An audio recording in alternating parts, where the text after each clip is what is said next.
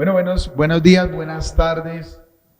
Estamos acá con Nueva Vida al aire, porque todo lo que es nacido de Dios vence al mundo, y esa es la victoria que por cual hemos vencido, que es nuestra fe.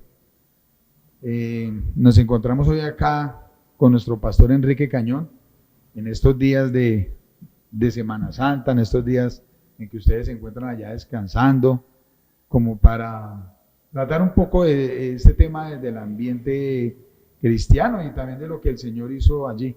Y le saludamos a Juanchito allá en el máster de sonido, a Juanchito que está cuadrando todo lo que para que esto pueda salir de la mejor manera. Mi pastor, buenos días, buenas tardes. Hola Rosmita, ¿cómo estás? Bien, mi Paz.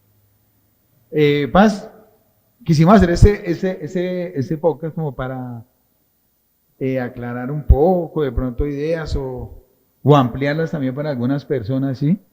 Y mirar desde el contexto bíblico, dejando un poquito atrás o a un lado la religiosidad, y mirar como que dice la Biblia, porque pues ahí tenemos muchas incógnitas sobre esto, y siempre llegamos hasta cierto punto. De pronto desde pequeños nos enseñaron que el Señor pasó por los maltratos, todo lo que pasó, quedó en la cruz y ahí fue. Ajá. ¿Sí? Entonces, pues, nosotros que con Juancho estamos mirando que todo inicia desde la entrega del Domingo de Ramos, pues, comienza a celebrarlo todo el mundo, ¿sí? Sí. Y varias religiones de por sí estamos investigando con Juanchito, que pues, la Iglesia Católica, las iglesias ortodoxas, que son bastanticas, las anglicanas y las restauracionistas. Pero es un buen conglomerado de gente y se queda hasta ahí. Incluso ellos hacen su procesión y algunas personas de estas instituciones de pronto suben hasta ciertos montes y pero bueno, comenzamos entre el Domingo de Ramos, que yo sé que su merced también vivió eso de pequeño, y la entrada triunfal de Jesús a Jerusalén, que está en Mateo 21, 1 en adelante, Paz. Sí. ¿Qué nos puede decir su merced sobre estas dos situaciones? Bueno, pues que sin duda alguna lo que llamamos la Semana Santa partió la historia de la humanidad en dos, pues que es la profecía cumplida del Mesías prometido, el Mesías sufriente. Como lo dice Daniel, lo profetiza exactamente en fecha, en días, exactamente los días donde la profecía de Daniel dice, el Señor Jesucristo entra por la puerta que entró y cumple la profecía ante los ojos del mundo entero, dando a conocer y certificando una vez más que la palabra de Dios es inefable. Ahora entra el Señor Jesucristo como la Biblia lo anuncia, ¿no? Como lo reciben la gente lo recibe como el rey de los judíos. Y obviamente eso causa una conmoción en toda Jerusalén. Jesús había ido a Jerusalén en otras ocasiones y la experiencia no fue muy buena. La primera vez que fue, sacó a los cambistas y limpió, purificó el templo. Y les dijo que habían vuelto la casa de Dios una casa de mercado. Y en la segunda vez fue peor, porque ya no les dijo que era casa de mercado, sino cueva de ladrones. O sea, les dio 3 años para que ellos se restauraran, ¿no? Porque él dice que el primer milagro hace el Señor Jesús en las bodas de Caná, y de ahí narra que va y purifica el templo, empezando su ministerio, y lo llama casa de mercado. Y limpió y todo, pero en la segunda ya no les dice casa de mercado, les dice es una cueva de ladrones. ¿Qué quiere decir eso? Que cuando el pecado o las malas conductas no se atienden, ellas no van a mejorar, sino que van a empeorar. ¿Mm? Y eso se está tejiendo dentro del templo. Ahora, si dentro del templo hay corrupción, imagínense cuando las personas no tienen una relación con Dios. O sea, va a ser más fuerte la corrupción. Entonces, interesante eso para decir, ¿no? Y bueno, también cosas que pasan alrededor como las personas que sirven a Jesús, que tienen que recibir una orden como que vayan a tal lugar y se van a encontrar un pollino atado, desátenlo y si alguien les pregunta, díganle, el Señor lo necesita. Entonces no sé, hoy en día si a alguien le mandan una orden de estas, ¿qué pensaría, no? Como loco, ¿cierto? Ese es el contexto, más o menos. Ahora Jesús entra como, con todo el protocolo, como rey, pero entra como un rey humilde y manda a traer un pollino. Y ese pollino, pues, lo manda a desatar y se sube en ese pollino, dándonos una lección de humildad Sí. impresionante. Entonces, eso es lo que celebra la religión tradicional el Domingo de Ramos, que la gente sale feliz a recibir al Señor. Pero lo curioso es que esos mismos que están celebrando el Domingo de Ramos son los mismos que están diciendo frente a Poncio Pilato, crucifícale, crucifícale, en esa misma semana. Sí. Entonces, vemos que hay mucha, por decirlo así, romería.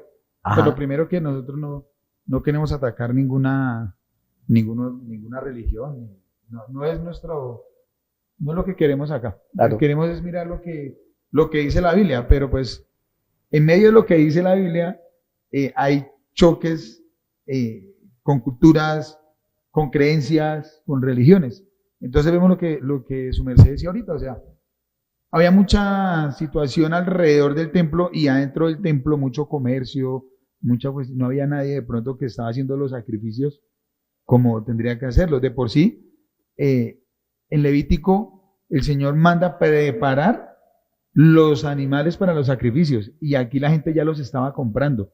O sea, de preparar, de cuidarlo, de ponerle buen pasto, de no dejarlo que de pronto se parta un pie, una mano, una pata, de pronto de no dejarlo que se contamine con algo ese animal o ese cordero, como se hablaba ayer, que yo Sí, voy a utilizar para mi sacrificio, ahora lo estaban comprando. O sea, estaban como queriendo todo a lo fácil y yo creo que el Señor llegó y dijo, bueno, pero esta gente, ¿en qué está? Compran, van y votan allá para que el sacerdote haga. Y ahora los sacerdotes, en vez de estar pendientes de ese tema de que hablemos lo que los sacrificios puedan estar llegando impuros, no se estaban dando como era. ajá. Ellos también estaban dejando que se comercializara. Entonces, hoy en día vemos alrededor mucho comercio y de pronto mucha falta de amor verdaderamente hacia el Señor y esa reconciliación que se debe haber en ese entorno. ¿Va? Sí, yo pienso que es una buena enseñanza muy, muy importante, porque todo esto que Jesús termina corrigiendo inicia con buenas intenciones, porque se ve las buenas intenciones de los sacerdotes, que era tratar de alivianar cargas, porque venían gente de diferentes partes del país, incluso por fuera del país, y hacer un viaje en ese entonces no era igual que hoy. Entonces ellos de pronto en pensar en que podían facilitar en el templo ofrecer los animales para que no los cargaran desde tan lejos y también ofrecerles el cambio de la moneda porque pues como hoy en día también pasa, la moneda que ellos traían no era la moneda que se manejaba en Jerusalén y necesitaban un cambio. Ellos pensando en ofrecer una ayuda, lo que hicieron fue imponer una tradición y bajar el mandamiento de Dios a segundo plano. Y Jesucristo tiene que corregirles eso. Aquí hay un punto importante, que parte de la fe cristiana es el sacrificio. Ese es un tema que casi no se toca. Y cuando se toca se malentiende. ¿Por qué? Porque el sacrificio, vemos que la vida cristiana en varias partes, vemos que es parte de la adoración a Dios. De hecho, en Romanos 12:2 dice, 12:1 dice que presentemos nuestro cuerpo en sacrificio vivo, Mm. santo y agradable a Dios, que es nuestra adoración espiritual. Entonces, alguna vez David, después de pecar, de que censó el pueblo, a él, Dios le dijo que ofreciera un sacrificio y él llegó a cierto lugar. Y cuando llegó a cierto lugar, un hombre llamado Araúna le dice, se enteró que David venía a ofrecer sacrificio. Y este hombre le dice, no, rey, no tenga problema, yo te coloco a ti la leña, te coloco el sacrificio y tú no te preocupes porque yo te facilito todo eso. Las palabras de David son interesantes. Dice, no, yo no le ofreceré algo a Dios que no me cueste. Entonces, ese asunto de hoy en día del facilismo, de que todo sea light, de que no tengamos que hacer nada, roba algo que Dios estableció en la palabra, que es el sacrificio. O sea, de hecho Jesucristo dijo, el que quiera venir en pos de mí, niéguese a sí mismo, tome su cruz y sígame. Porque el amor se mide también en cuánto estoy dispuesto yo a dar por, a negarme por. Y Jesús lo mostró, ¿no? Él se despojó de todo por amor. Entonces, Cristo tiene que corregir esa doctrina y decirles a ellos que estaban haciendo que el pueblo dejara de enfocarse en lo que realmente tenían que enfocarse, era en su relación con Dios, y ese sacrificio que ellos iban a presentar de su cordero, de su palomino, de su cabra o de su becerro que presentaban ellos, ellos tenían que darse cuenta que el pecado tiene un precio. Y en el Medio Oriente, sobre todo el pueblo de Israel, ellos no usaban mascotas como nosotros. El perro era un animal inmundo para ellos, no tenían perrito. Sus mascotas eran las ovejitas. Y Dios les pedía que sacrificaran no una oveja comprada, que no les tuviera sentimiento, que no tuvieran relación con ellos, sino una que fuera criada por ellos, que los niños la hubieran visto crecer, que fuera parte de la familia. Y de hecho, hay varios rituales donde la familia tenía que poner la mano sobre ese corderito y traspasar los pecados de ellos a ese corderito inocente.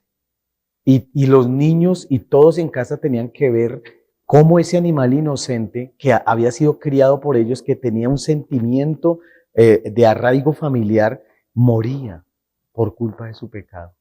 Esa era la enseñanza que Dios iba trayendo desde ese entonces, para que cuando Jesucristo llegara, ellos pudieran entender con más profundidad a qué se refería ese sacrificio.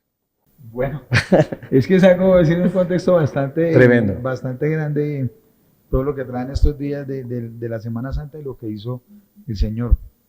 Entonces, el Señor Jesús entra, dice la palabra, triunfalmente a Jerusalén en un pollino. Las personas van tendiendo, aparte de las ramas que cortaban, también los mantos. Ahí vamos en el contexto para que las personas no se nos vayan a perder.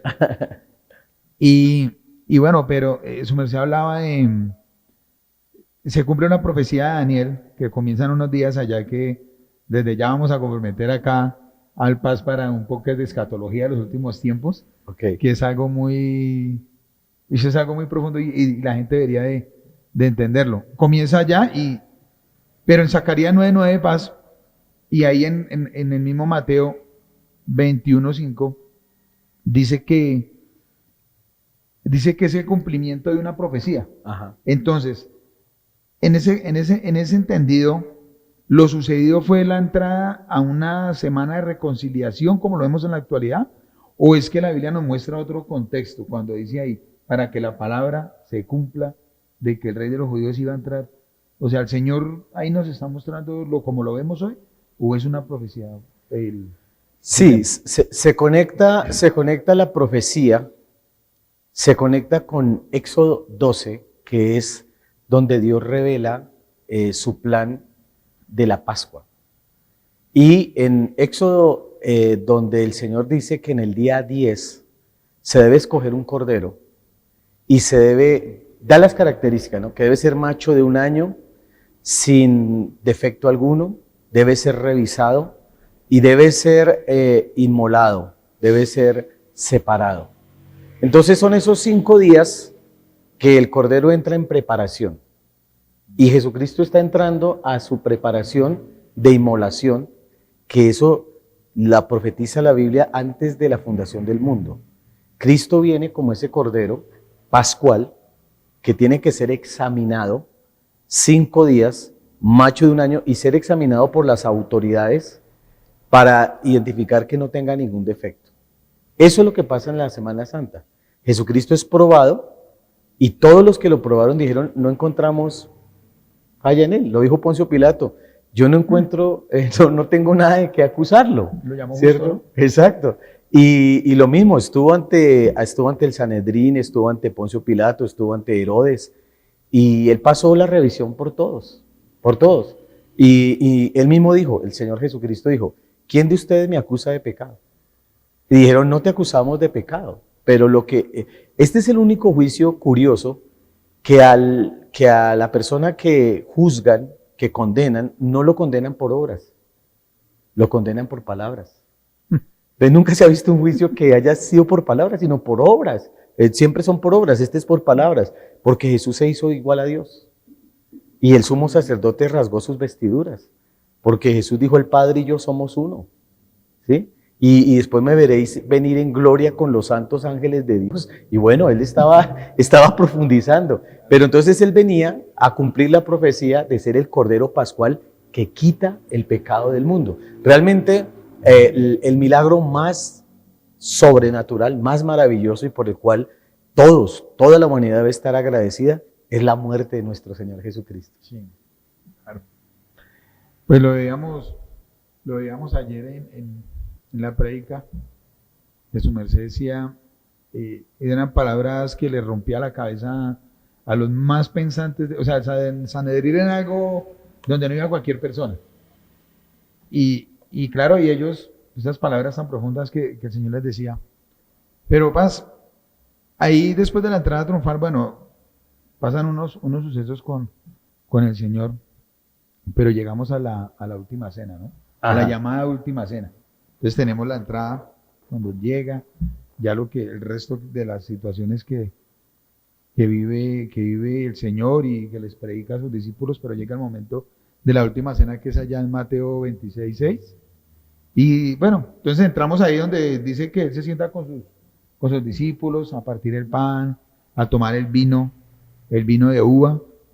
Pero hay algo allí muy, muy, o sea, cuando yo leí algo que me causó curiosidad, dice que hay pan y hay vino, pero Él asemeja el pan con el cuerpo y el vino con la sangre.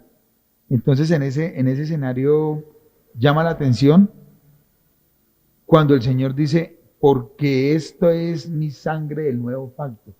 O sea, pasa ahí que podemos nosotros, ¿qué nos quiere decir Jesús al hacer las similitudes y al decir eso con la sangre? Bueno, es interesante todo esto, pero un punto para anotar, o hay muchos puntos para anotar, pero déjeme decir alguna cosa. Prácticamente todos los evangelios, especialmente el de Juan, narran la última semana de Cristo. La última semana, casi todo el evangelio de Juan es casi toda la última semana narrada. Él es el mismo que dice que si se hubieran escrito todos los milagros que hizo Jesucristo no cabrían en los libros. Entonces, la última semana de Jesucristo es especial porque cumple la mayoría de profecías, se cumplen en la última semana. Desde la entrada triunfal, la crucifixión, las palabras que dicen sobre él, bueno, todo se cumple prácticamente en la última semana. De hecho, Jesucristo se preparó para esa semana.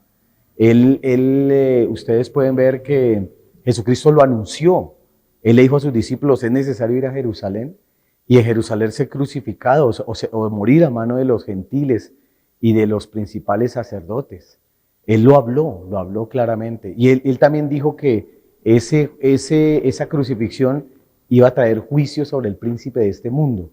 Pero hay otra cosa acá, de pronto que a veces las personas no entendemos qué es que nos visite el Rey, el Señor. Vemos la parte bonita, ¿no? La parte chévere de la gloria de Dios, pero cuando el mismo que entró con aplausos y entró con alegría, es el mismo que entró al templo y no lo dejó igual. Es el mismo que confrontó a los que estaban haciendo mal. Y entonces la alegría de unos también fue el terror de otros. Claro. La presencia de Dios vino y a unos los asustó. Entonces, gente dice a veces con buenas intenciones, Señor, ven, yo te necesito, pero Jesús no viene a hacer un adorno. Jesús viene a establecer su reino.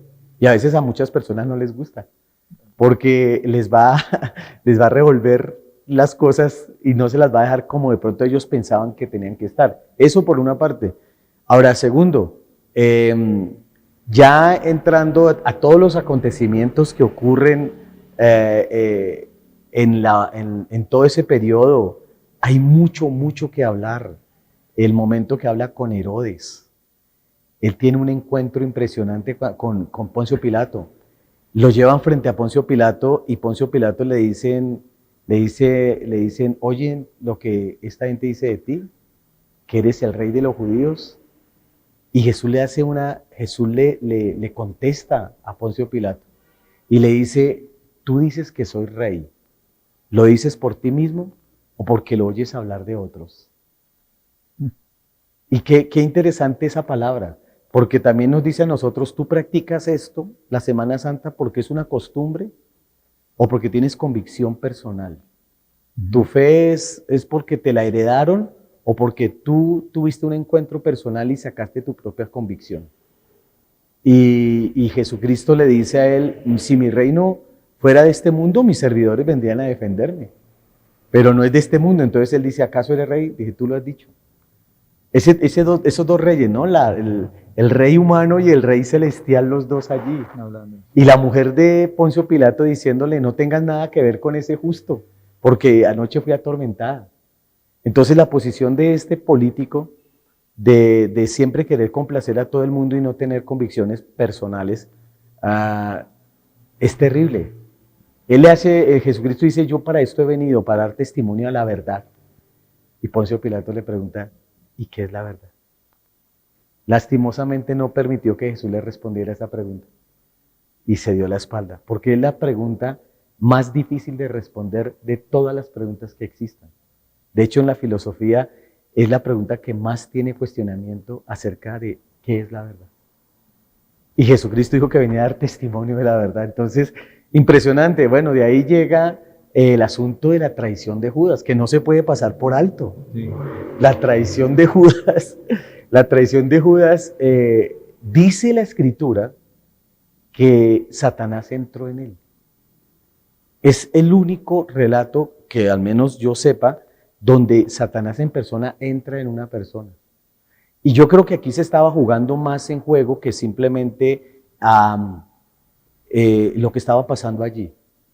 Si Satanás en persona tuvo que entrar y tuvo que haber una oscuridad, que la tierra se llenó de tinieblas, vemos que lo que está pasando en el Calvario trasciende no solamente la tierra, sino el universo. Trasciende el tiempo presente, sino también trasciende la eternidad. Hay algo más de fondo allí, porque Jesucristo dice que se está haciendo no solamente la salvación del ser humano, sino que el juicio al príncipe de este mundo. Y no solamente al príncipe de este mundo, sino de otros poderes, como lo dice Colosenses 2, que son destronados. ¿Cuáles otros poderes estaban en juego? Lo que tenemos es una lucha cósmica llevándose a cabo en el monte Calvario. Impresionante. Jesús, Elohim, el Dios Todopoderoso encarnado, viniendo a solucionar un problema que empezó en el cielo, que está afectando la tierra, como un humilde cordero, solucionándolo con su muerte, su derramamiento de sangre. Esto es algo que se nos sale del entorno, sobre todo a veces de la euforia de la Semana Santa, pero creo que ese sacrificio es eterno y dice Colosenses que Él está reconciliando el cielo y la tierra, la familia celestial y la familia humana, no solamente a los humanos con Dios, sino el cielo con la tierra. Hay algo misterioso ahí, muy misterioso, pero lo cierto es que Jesucristo en la última cena vuelve a reconfirmar lo que una vez ya dijo en Éxodo, cuando establece la Pascua. Usted ve que en la Pascua hay algunos elementos que salieron por revelación de Dios. Uno, el Cordero. El Cordero está hablando de Jesucristo. La sangre de ese Cordero tenía que ser aplicada en los postes y linteles de las puertas. La sangre los sacó, pero cuando Jesucristo es crucificado, para verificar que él ya había muerto, un soldado romano le traspasa su espalda. Y dice la Biblia que de su espalda salió sangre y agua. Esos dos elementos también se ven presentes en el Éxodo, porque por la sangre salen de Egipto y por el agua vencen a Faraón al pasar el Mar Rojo. Las dos únicas sacramentos que la iglesia está llamada a cumplir son el bautismo y la cena. Bueno, el matrimonio también, pero no todo el mundo lo cumple porque no todo el mundo se casa. Pero esos son obligatorios. Y los dos tienen que ver con lo que pasó con Jesucristo. Dan testimonio la sangre y el agua. La sangre que Él derramó y el agua que Él derramó también. Una nos libera del poder de Satanás, otra nos libera del pasado, del viejo mundo. Entonces, lo que pasa allí es que Cristo renueva un pacto, establece la relación que Él estableció con la nación de Israel, un pacto hecho con sangre en el Sinaí. Ahora Dios hace un nuevo pacto hecho con la iglesia, entre Jesucristo, hombre, y Dios Padre. Y entre ellos dos establecen un pacto. Cristo representando la humanidad, Dios desde el cielo haciendo un pacto. Esa sangre, en esa sangre del pacto, y como hemos hablado, no hay una relación más solemne, más pura, más santa, más íntima y más seria que un pacto. Un pacto, cuando se hacía un pacto, era inviolable. Las dos partes quedaban comprometidas hasta la muerte. La persona dejaba un estilo de vida para acomodarse a un nuevo estilo de vida que le demandaba el pacto. Y esa es la relación que Dios nos ofrece a nosotros, un pacto hecho en la sangre de Jesús. No nos dice que si creemos en Dios, sino si estamos en pacto. Y Jesús dice, como usted bien lo dice ahí, Él habla de su cuerpo, que tiene que ser partido. Y eso es lo que pasa con el cuerpo de Jesús, que tiene que ser partido, tiene que ser molido en la cruz. Y que tenemos que alimentarnos, ese tiene que ser nuestro alimento, lo que produjo la muerte de Jesucristo, es lo que alimenta nuestra fe. Es lo que nos da acceso a la presencia de Dios, es lo que nos da herencia, es lo que nos da justicia. Y la sangre que tiene que ser tomada.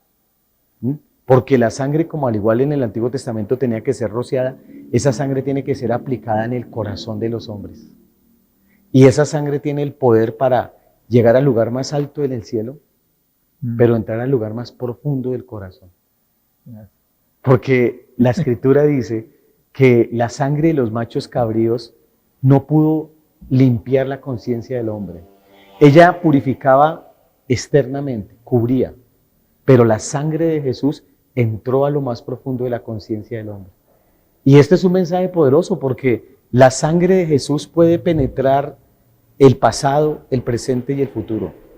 Puede penetrar al interior de la familia y puede penetrar al interior de Dios. Puede penetrar al interior de las tinieblas y puede romper cualquier pacto de las tinieblas. Puede romper cualquier enfermedad y cualquier atadura.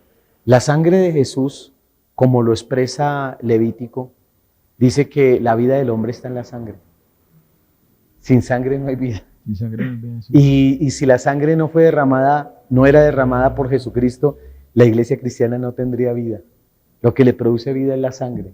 Y cada miembro del cuerpo de Cristo que no le afecte la sangre es un miembro que se seca. ¿Te has visto que, por ejemplo, cuando una persona duerme mal, se levanta con un dolor en esa parte?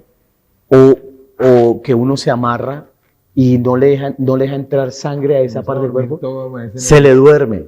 Sí. Paso siguiente, le duele. Después, la persona se muere, se queda muerte, queda inerte. Entonces, el cuerpo de Cristo que no tenga revelación de la sangre no tiene vida.